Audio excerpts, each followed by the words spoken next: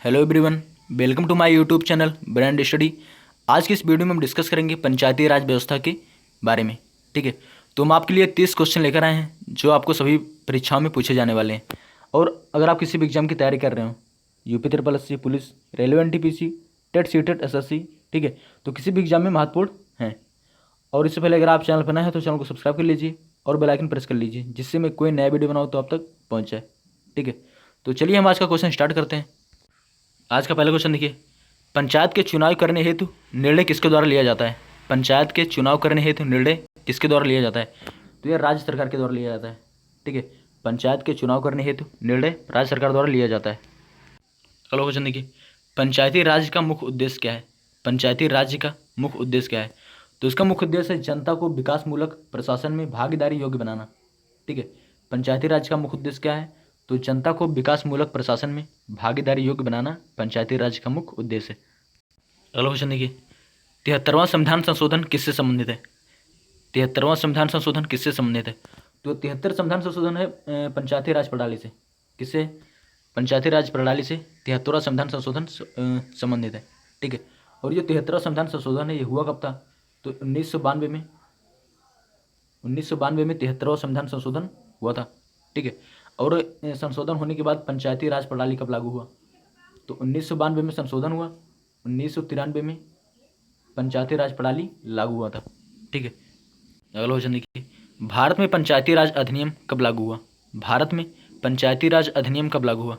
तो 24 अप्रैल 1993 में लागू हुआ। कब लागू हुआ? 24 अप्रैल 1993 में पंचायती राज अधिनियम लागू हुआ।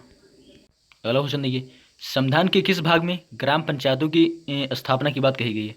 संविधान के किस भाग में ग्राम पंचायतों की स्थापना की बात कही गई है? तो भाग 9 में। किसमें? भाग 9 में ग्राम पंचायतों की स्थापना की बात कही गई है। ठीक है, और किस अनुच्छेद में ग्राम पंचायतों की स्थापना की बात किस अनुच्छेद में? तो अनुच्छेद 243 में है। ठीक है, अनुच्छेद 243 में क्या क्या गया है? तो 3 स्तरीय पंचायती राज व्यवस्था का वर्णन है। अनुच्छेद 243 में 3 स्तरीय पंचायती राज व्यवस्था का वर्णन है। ठीक है, तो ग्राम पंचायतों की स्थापना की बात भाग 9 में कही गई है। ठीक है, और किस अनुच्छेद में? तो 243 में कही गई है। अगला क्वेश्चन देखिए, भारत में किसके अंतर्गत पंचायती राज प्रणाली की व्यवस्था की गई है? भारत में किसके अंतर्गत पंचायती राज प्रणाली की व्यवस्था की गई है? तो नीति निर्देशक सिद्धांत के अंतर्गत। किसके अंतर्गत? नीति निर्देशक सिद्धांत के अंतर्गत पंचायती राज प्रणाली की व्यवस्था की गई है।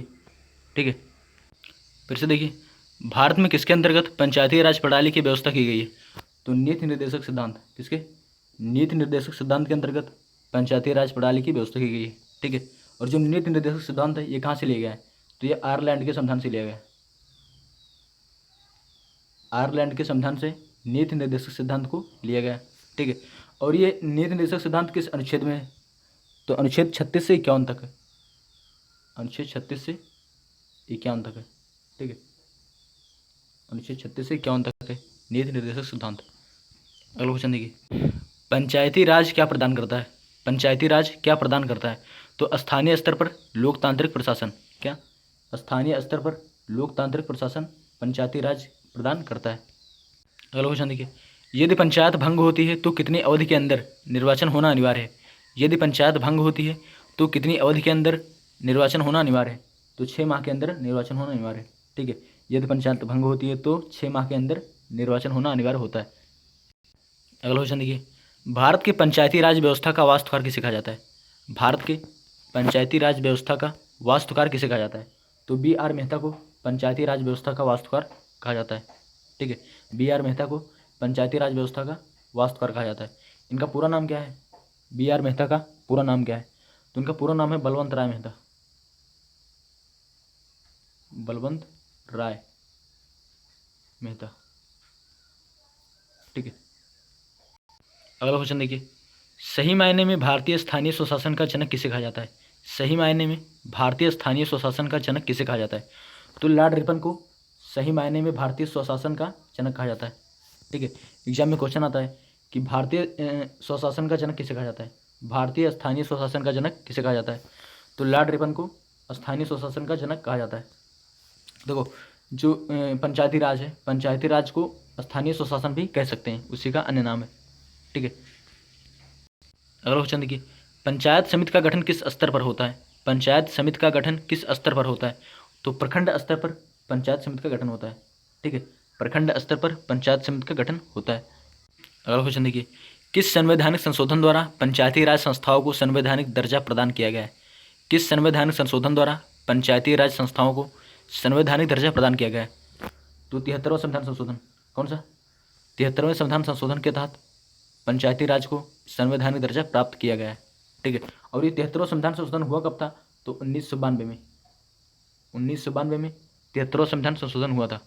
ठीक है, और क्या हुआ था संशोधन में? तो पंचायती राज को संवैधानिक दर्जा प्रदान किया गया। और लागू कब हुआ? पंचायती राज संस्था लागू कब हुआ? तो 1993 में लागू हुआ था। ठीक है, संशोधन हुआ 92 में, लागू हुआ 1993 में। अगला क्वेश्चन देखिए, 73वें संविधान संशोधन के अनुसार 73 संविधान संशोधन के अनुसार पंचायती राज संस्था का कार्यकाल कितने वर्ष रखा गया है? ठीक है, 73वें संविधान संशोधन के अनुसार पंचायती राज का कार्यकाल कितना वर्ष रखा गया है? तो 5 वर्ष रखा गया है। कितना? 5 वर्ष रखा गया है पंचायती राज का कार्यकाल। अगला क्वेश्चन देखिए, 73वें संविधान संशोधन के अनुसार पंचायती राज संस्थाओं में अध्यक्ष के कम से कम कितने पद महिलाओं के लिए आरक्षित हैं?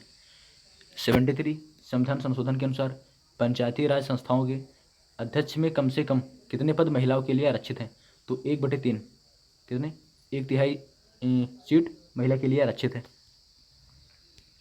अगला क्वेश्चन देखिए, पंचायती राज प्रथम कहाँ परिवर्तित हुआ? पंचायती राज सबसे पहले कहाँ परिवर्तित हुआ? तो राजस्थान में हुआ था। कहाँ पे होता? राजस्थान में पंचायती सबसे पहले लागू हुआ था। ठीक है, तो राजस्थान के किस जिले में लागू हुआ? राजस्थान के नागौर जिले में लागू हुआ था। किस जिले में? नागौर जिले में बगदरी गांव में। ठीक है, सबसे पहले पंचायती राज कहाँ लागू हुआ? तो राजस्थान के नागौर जिले में बगदरी नामक गांव में लागू हुआ था। ठीक है, और कब लागू हुआ था? तो 2 अक्टूबर 1959 को।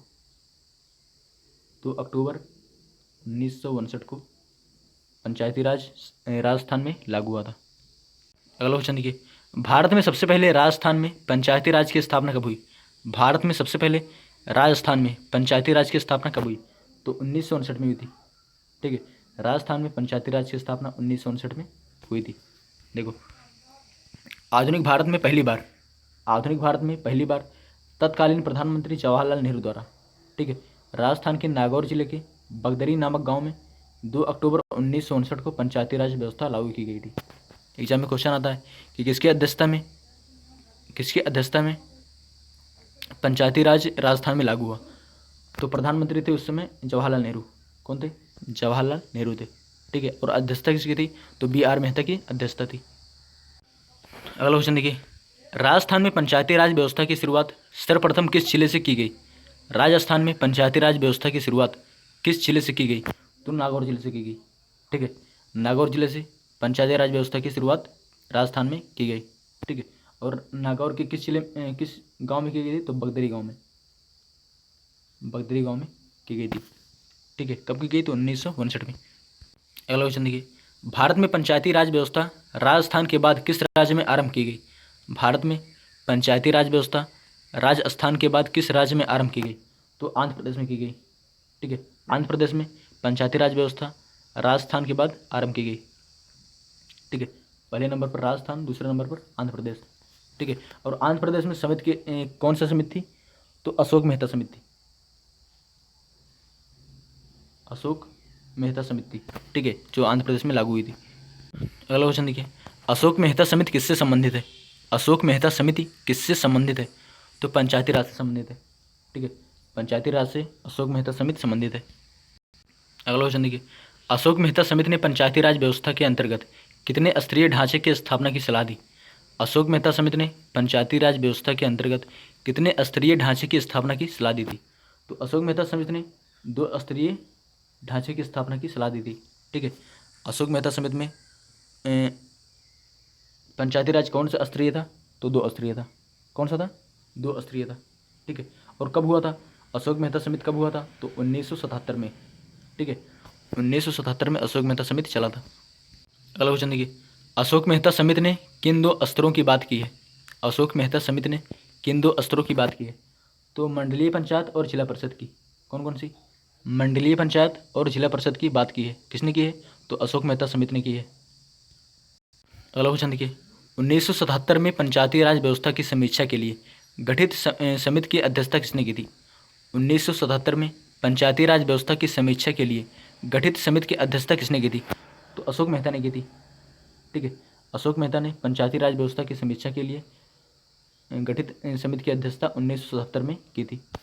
ठीक है, देखो पहला जो है राजस्थान में हुआ, तो पहला गठन राजस्थान में हुआ था। अध्यक्ष कौन था? तो B.R. मेहता। ठीक है, और दूसरा गठन कब हुआ? तो 1977 में लागू हुआ था। कहाँ लागू हुआ? आंध्र प्रदेश में। अध्यक्षता किसने की? तो अशोक मेहता ने की थी। अगला क्वेश्चन देखिए, पंचायती राज संस्था के उच्च स्तर पर कौन होता है? पंचायती राज संस्थाओं के उच्च स्तर पर कौन होता है? तो जिला परिषद होता है। ठीक है, जिला परिषद पंचायती राज संस्थाओं के उच्च स्तर पर होता है। अगला क्वेश्चन देखिए, पंचायती राज संस्थाओं में निम्न स्तर पर कौन होता है? पंचायती राज संस्थाओं के निम्न स्तर पर कौन होता है? तो ग्राम सभा एवं पंचायत कौन होता है? ग्राम सभा और ग्राम पंचायत पंचायती राज संस्थाओं के निम्न स्तर हैं। अगला क्वेश्चन देखिए, ग्राम पंचायत का निर्वाचन कराना किस पर निर्भर करता है? ग्राम पंचायत का निर्वाचन कराना किस पर निर्भर करता है? तो राज्य सरकार पर निर्भर करता है। किस पे? राज्य सरकार पर ग्राम पंचायत का निर्वाचन कराना निर्भर करता है। एग्जाम में क्वेश्चन आता है कि ग्राम पंचायत का निर्वाचन कौन कराता है? तो राज्य सरकार ग्राम पंचायत का निर्वाचन कराता है। अगला क्वेश्चन देखिए, पंचायती राज की आधारशिला क्या है? पंचायती राज की आधारशिला क्या है? तो ग्राम सभा है। क्या है? ग्राम सभा पंचायती राज की आधारशिला है। अगला क्वेश्चन देखिए, पंचायती राज व्यवस्था में स्थानीय स्वशासन की व्यवस्था कैसी होती है? पंचायती राज व्यवस्था में स्थानीय स्वशासन की व्यवस्था कैसी होती है?